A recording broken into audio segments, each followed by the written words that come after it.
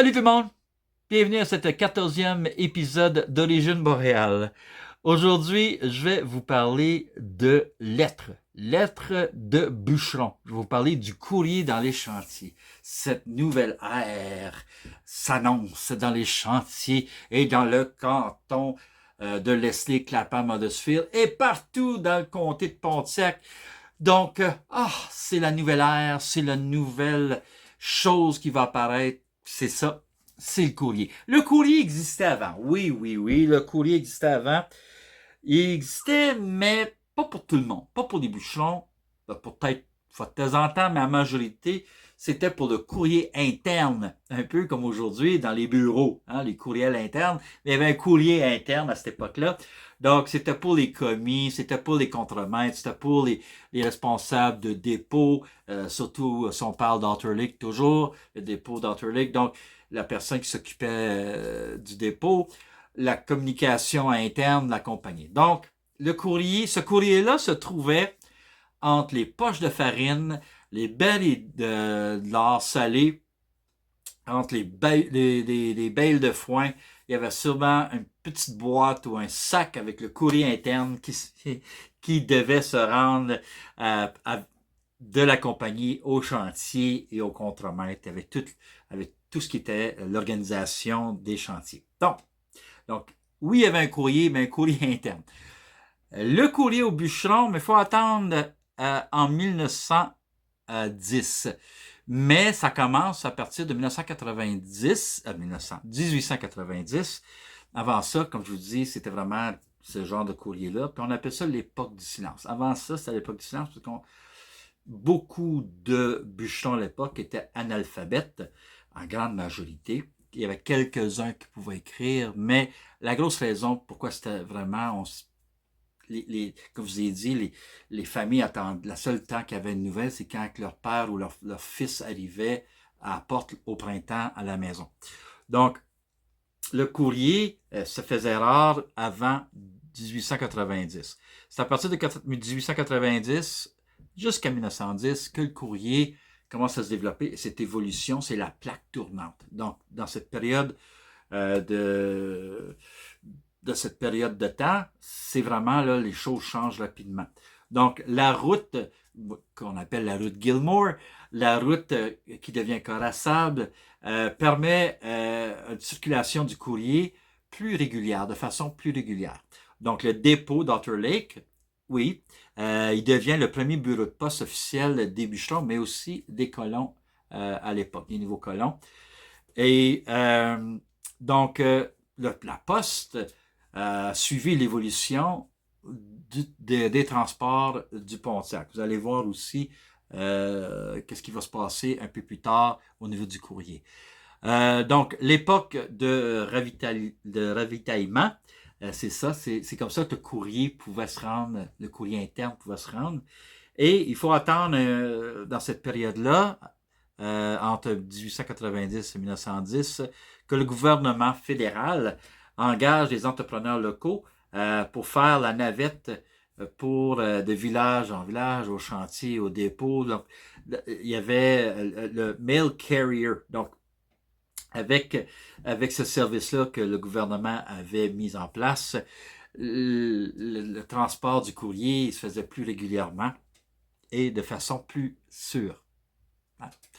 Donc, le courrier, mais encore, le courrier n'était pas pour tout le monde. Il y avait encore des camps assez loin. Puis, dépendant des compagnies, les chantiers indépendants, c'était pas tout le temps, ce service n'était pas toujours accessible.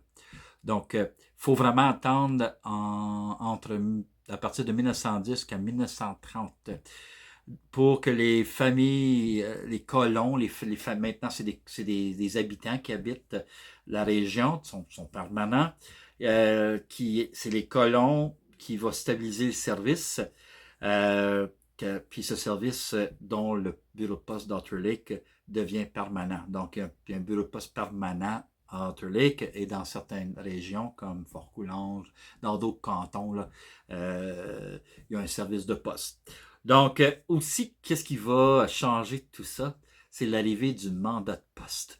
Donc, dans cette nouveauté, les bûcherons peuvent enfin envoyer une partie de sa paye ou leur partie de leur paye par mandat de poste à leur famille avant le printemps. Donc, c'est ça, le mandat de poste, là aussi, c'est l'arrivée de ça.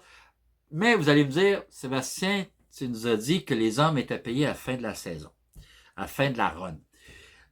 À une certaine époque, oui. Mais là, on est rendu en 1910 jusqu'à 1930. Dans les années 1920, il y a quelque chose qui va changer l'industrie forestière à tout jamais dans le Pontiac.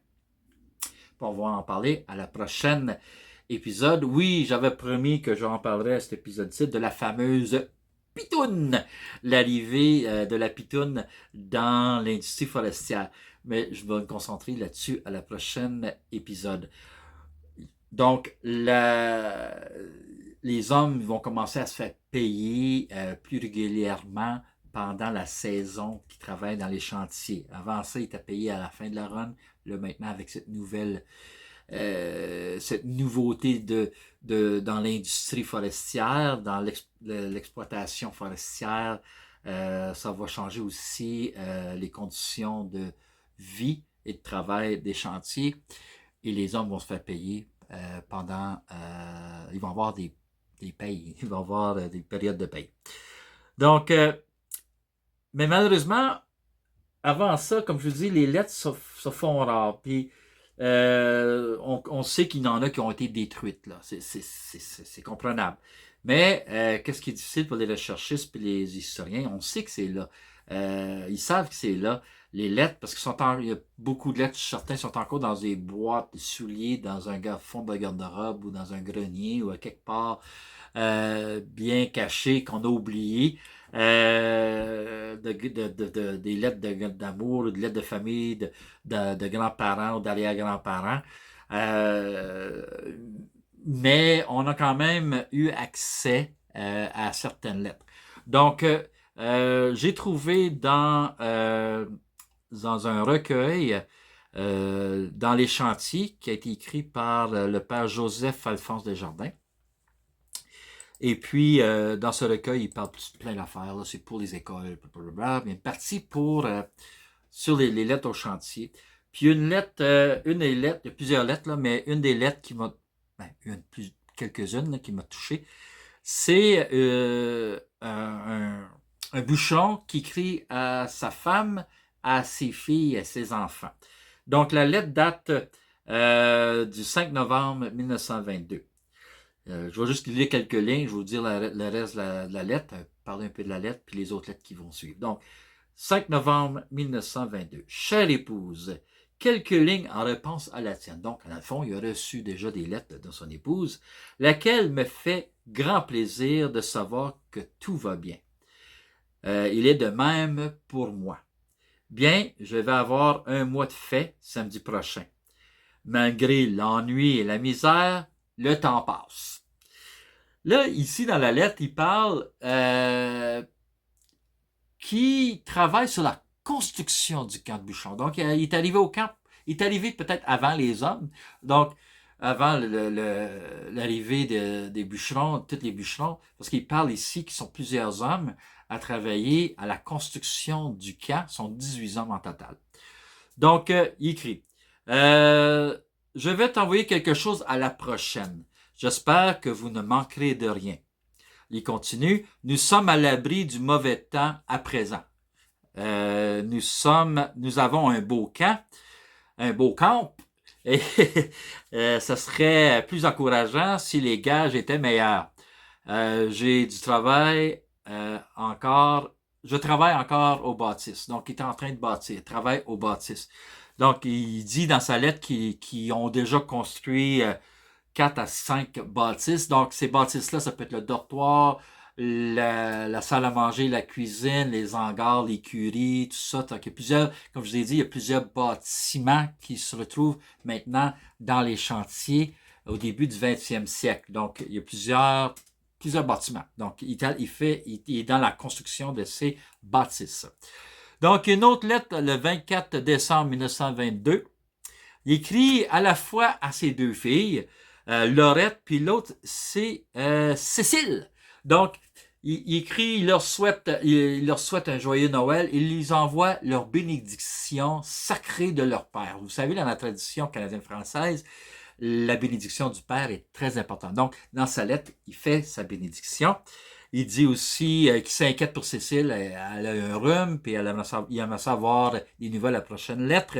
Et il demande aux filles de s'occuper de leur mère et d'être gentilles entre eux. Le 7 janvier 1923, donc les lettres se poursuivent. Il écrit à son épouse qui a bien hâte de recevoir ses lettres et qui aime ça les recevoir. Il a hâte de recevoir d'autres. Puis il demande une fois ici qu'on veille sur lui.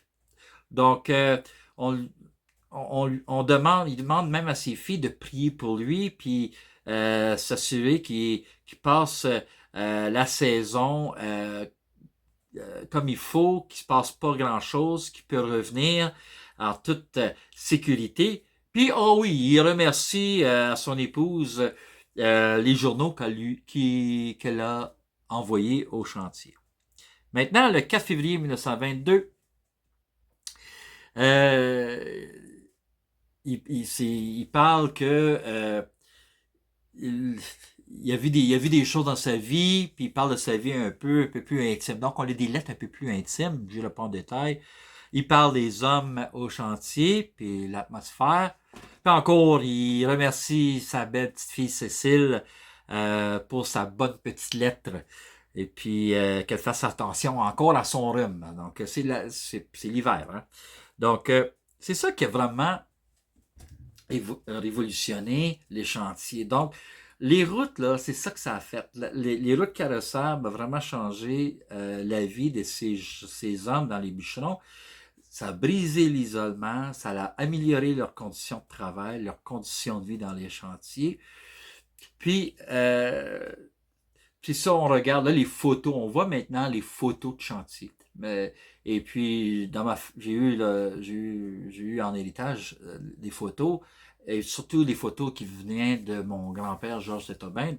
Et puis, dans les photos, j'ai des grands-oncles, qui travaillent dans les chantiers, j'ai des photos de mon grand-oncle Daniel, qui est charretier, j'en ai déjà parlé. Fait qu'on voit maintenant la vie de ces hommes-là dans les chantiers. Donc, c'est important. Puis là, oui, il y a une lettre qu'on parle, il a reçu des photos. Il était bien heureux d'avoir reçu des photos de tout le monde, puis il appréciait beaucoup de voir qui allaient tous bien. Donc, comme vous voyez, c'est important au niveau de, de recevoir des lettres, de voir ce contact. Puis, on est vraiment parti là, des camps de buse à un nouveau monde, un nouvelle ère au niveau de l'industrie forestière des camps de bûcherons.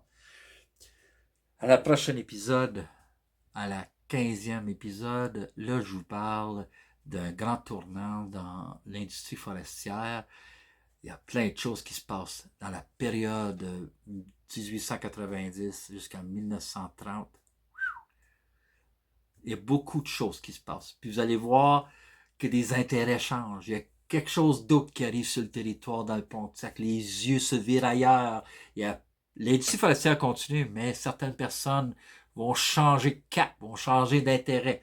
On va parler de la Banque d'Ottawa qui devient la Banque de la Nouvelle-Écosse. C'est pas un hasard qu'elle s'appelle la Banque de la Nouvelle-Écosse, les amis. Donc, je vous laisse là-dessus. J'espère que vous avez aimé ça. Et puis, soyez à l'affût et à la prochaine. Salut!